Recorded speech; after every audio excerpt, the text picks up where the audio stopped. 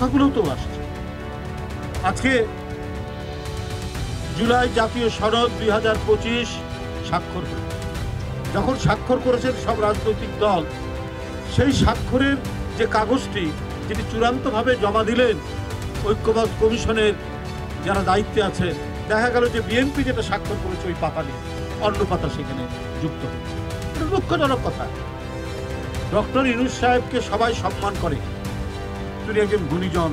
তার নেতৃত্বে যে সরকার, তাকে তো বিএনপি সহ আন্দোলনরত সব দল তাকে সমর্থন করেছে। তার গঠন করা বিভিন্ন কমিশনের মাঝখান থেকে এই ধরনের প্রতারণামূলক কোনো কাজ হবে, এটা মানুষ আশা করে না, মানুষ বিশ্বাস করে না। এবং কতগুলো জিনিস আছে অত্যন্ত যৌক্তিক, আইনসম্মত।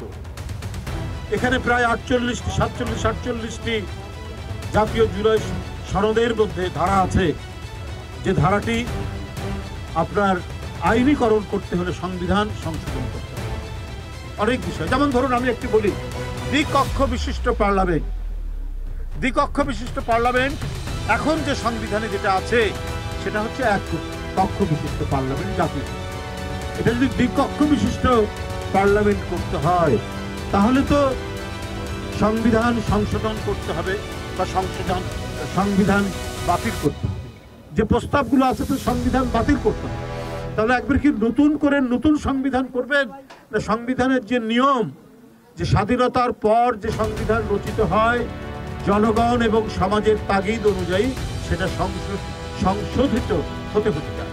এটা আমেরিকান কনস্টিটিউশনে হয়েছে, এটা ভারতের কনস্টিটিউশনে হয়েছে, আমাদের কনস্টিটিউশনে হয়েছে। হ্যাঁ, যেগুলো অত্যন্ত জরুরি গণতন্ত্রকে শক্তিশালী করার জন্য, জনমতের যে প্রতিফলন সেটা নিশ্চিত করার জন্য যে সংশোধনগুলো দরকার সেটা হতে পারে। কিন্তু সেখানে বলছেন 270 দিনের মধ্যে যদি জুলাই জাতীয় সনদ 2025 যদি পার্লামেন্ট হয়ে যাওয়ার পর পাস না হয়, তাহলে এটা অটো পাস হয়ে যাবে। তাহলে এই আলাপ আলোচনার কি দরকার ছিল? তাহলে এটা গণভোটের কি দরকার? তাহলে আপনার সংবিধানের পার্লামেন্ট নির্বাচনের কি দরকার? কোনো দরকার ছিল নাই। পার্লামেন্টে উত্থাপনের কোনো দরকার নেই।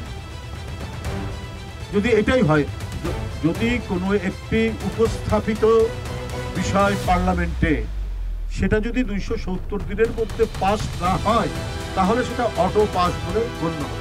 পৃথিবীর কোনো দেশে এই ধরনের কোনো ঘটনা আছে যেটা এককেন্দ্রিক, একদলীয়, কর্তৃত্ববাদী যে সমস্ত দেশ, সেই দেশে সম্ভব। কিন্তু সত্যিকার গণতন্ত্রের জন্য যে অফুরন্ত লড়াই, যার জন্য আবু সাইদ, যার জন্য ওয়াসিম আকরাম, যার জন্য মুগ্ধ আহনাফ জীবন দিল, তার ঐক্যমত্য কমিশনের এই ধরনের একটি ভেজাল জনগণের সাথে প্রতারণামূলক একটি জুলাই সনদে যেতে হয় কি? এখানে প্রকৃত যে নোট অফ ডিসেন্ট সহ ঐক্যমত্য কমিশনের যে কথাগুলো ছিল সেগুলো তো থাকা দরকার ছিল।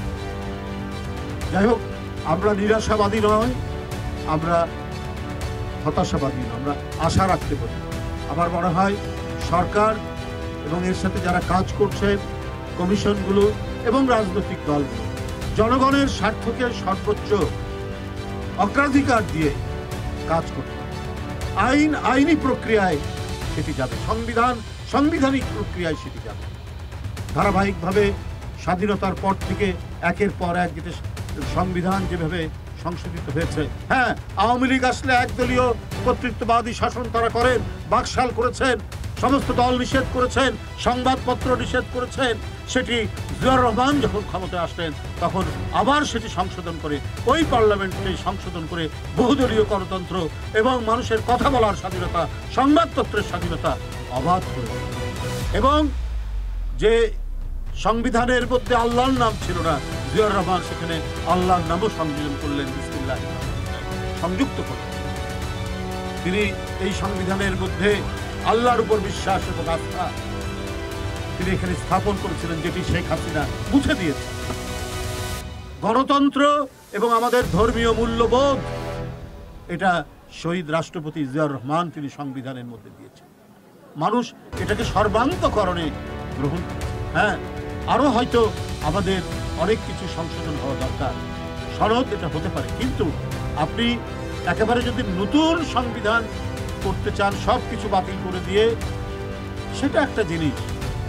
কিন্তু পৃথিবীর বিভিন্ন দেশে স্বাধীনতার পর থেকে সংবিধান, গণতান্ত্রিক দেশে যেভাবে সংশোধিত হতে হতে জনগণের স্বার্থকে সর্বোচ্চ অগ্রাধিকার দিয়ে যেভাবে সংশোধিত হয়েছে, সেভাবেই যদি হয় তাহলে এটা তো হতেই পারে।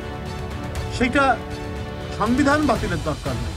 জুলাই সনদে সংবিধানের মধ্যে যে গণতান্ত্রিক যে গ্যাপগুলো আছে, একটি পূর্ণ বিকাশশীল গণতন্ত্রের জন্য যেগুলো দরকার, সেটি একটি সনদ করে অবশ্যই সেটা পার্লামেন্টের মাধ্যমে সেটা আপনার সংবিধানে সংযোজিত হতে পারে। এই চলমান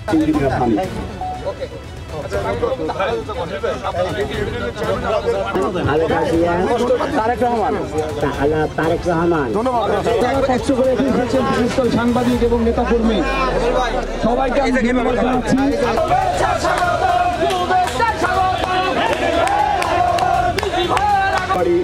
জেলা বিএনপির নেতৃবৃন্দ এবং আমরা বিএনপি পরিবারের অ্যাডভোকেট কুহুল কবির রিজভী ভাই, ভারপ্রাপ্ত চেয়ারম্যান জনাব তারেক রহমানের পক্ষ থেকে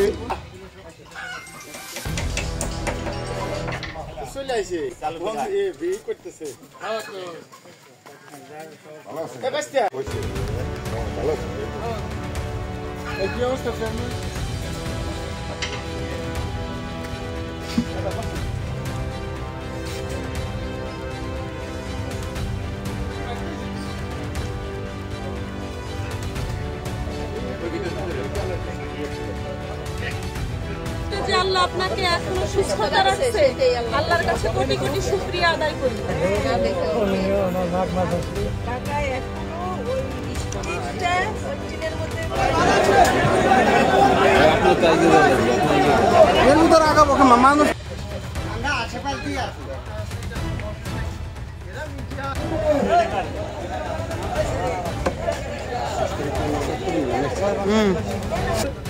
আহ্বায়ক জনাব আতিকুর রহমান রোমন।